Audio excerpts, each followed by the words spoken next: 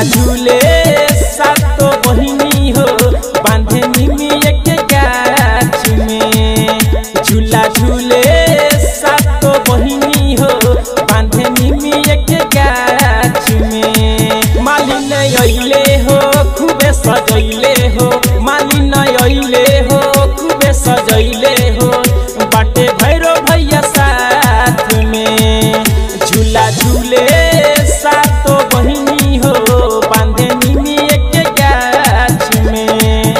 झूला झूले सातो बहिनी हो बांधे निमिया के गाछ में।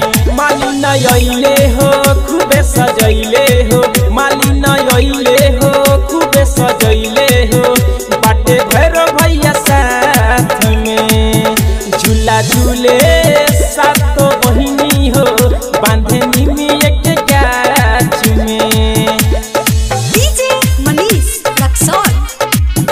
झूला झूले सातो बहिनी हो निमिया के गाछ में, निमिया के गाछ में।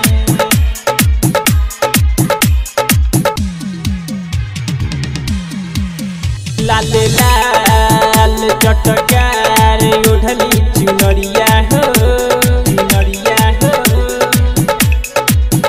चम चम चमके माई के मोहनी मूरतिया हो, मूरतिया हो। लाल लाल चटकार ओढ़ली चुनरिया हो, चुनरिया हो।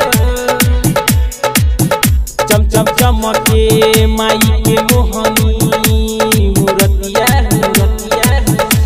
नमी भर से बटन के रहे मैया साथ में।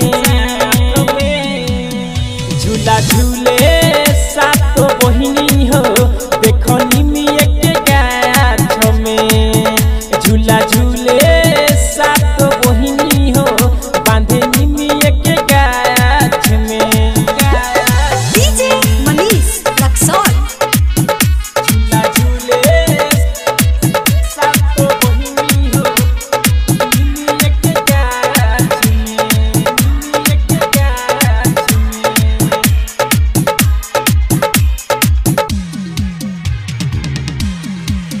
राइटर दिलीप करता रे माई के पूजनबा हो, माई के पूजनबा हो।